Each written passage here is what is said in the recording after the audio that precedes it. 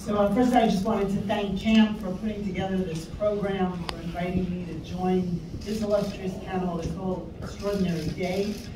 And as David said, right, I think it's really important that we celebrate Jewish American Heritage Month, and at the same time, in very Jewish fashion, we break the glass. We remember, because what we really want to make sure is that Jews in America and around the world should be able to celebrate our ancestral and ethnic heritage freely and with pride. That we should be able to fully engage in society without feeling we have to hide who we are. And so as David mentioned, as president of the Brandeis Center, and I should just clarify and make sure people know the Brandeis Center is not affiliated with Brandeis University. We are an independent organization founded by Ken Marcus, who we recognized earlier. So as the president of the Brandeis Center, I speak almost every day to students on campus.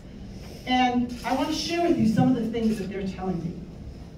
They say that trip they took to Israel was the most amazing experience of their life, but they would never dare post photographs of it on social media.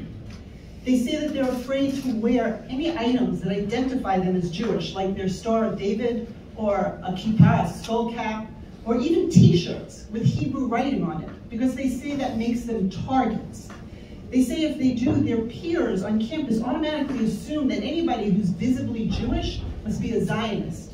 And today, Zionism is equated with racism and all things evil. Students tell me that they're not permitted to define their Jewish identity for themselves. If they're Jewish, it doesn't matter where they come from or even the color of their skin. They're told if they're Jewish, they're white. And if they try to point out anti-Semitism, they're silenced and condemned. Jewish students are being pushed out of social justice advocacy spaces, removed from clubs, or even removed from student government, all because they're Zionists. I'll give you a couple of examples. At SUNY New Paltz, a student who created an organization to empower survivors of sexual assault was removed by her co-chairs from the group that she had started when she shared on her own personal Instagram account an infographic that explained that Jews are an ethnic group originally from Israel, and that it's not possible to colonize a place that you are from. At the University of Southern California, the vice president of student government, a fierce progressive and supporter of Palestinian human rights, became the target of an intense online harassment campaign that vilified her and urged her removal from office for no reason other than she believed that Israel has a right to exist. The post called to impeach her Zionist acts, and the student government actually scheduled an impeachment trial, which was called off only after the Brandeis Center got involved.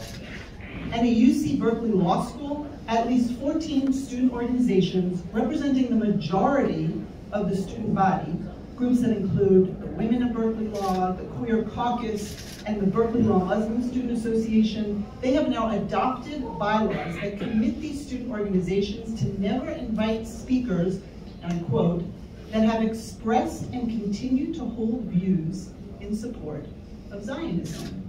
Now, mind you, these bylaws don't say that the organizations will prohibit programs related to Zionism or Israel. These bylaws prohibit the groups from inviting any individuals who support Zionism to speak on any subject. As the dean at Berkeley Law School acknowledged, these bylaws would preclude him and 90% of the Jewish students at Berkeley from addressing those clubs because the overwhelming majority of Jews believe that Israel has a right to exist. This is not viewpoint discrimination. The clubs that have adopted these bylaws are excluding Jews. They are denying Jews a space at the speaker podium. Don't get me wrong, this is not the only form of anti-Semitism on campus. We still see what people consider the traditional anti-Semitism, the swastikas, the Nazi flyers, the tearing down of mezuzahs. But when you have that, the administrators tend to recognize that anti-Semitism and act. Today, however, when anti-Jewish discrimination includes the words Israel or Zionist, then university administrators mistakenly think that what they are witnessing is a good faith political debate, so they remain silent and do nothing.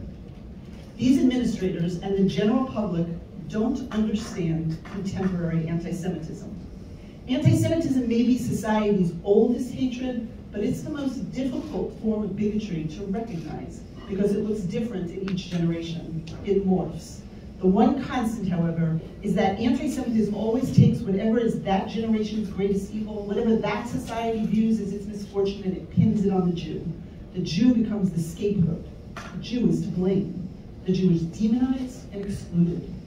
Erwin Cutler, Canada's special envoy to combat anti-Semitism, has explained that traditional anti-Semitism sought to deny the individual Jew his place in society. But today's contemporary form of anti-Semitism seeks to do that same to the Jewish collective, to the Jewish nation-state of Israel, and deny it its place in the society of nations. There are those today who say that the Jewish state, Israel, is the source of the world's greatest evils. Not Russia, not China, not Iran, not North Korea, but Israel. They accuse Israel, the world's only Jewish state and the only democracy in the Middle East, of being the world's worst human rights offender. Israel's the only country that they say has no right to exist. This is contemporary anti-Semitism, and yet most of the world still does not recognize it as anti-Semitism. Judaism is unique in that it's both a faith and an ethnicity. Jews share not only religious belief, but also a common ancestry and a sense of Jewish peoplehood. And our history, our theology, our culture is deeply intertwined with the land of Israel. For many Jews, Zionism is as integral to their Jewish identity as observing the Sabbath or keeping a kosher diet. And while it's true not all Jews are Zionists, by the same token, not all Jews are Sabbath observers.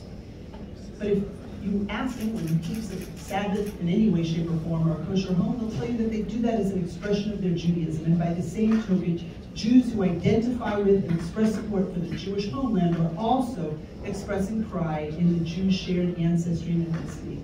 They're celebrating the Jewish heritage, they're celebrating this month, and the Jewish people's connection to one another and to our ancestral homeland.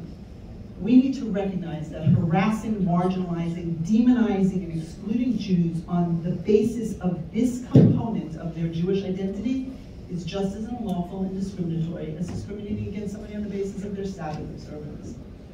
If we're to make our campuses and society at large a truly safe and welcoming space for all, we have to recognize and address this form of anti-Semitism, all forms of anti-Semitism, including anti-Zionism.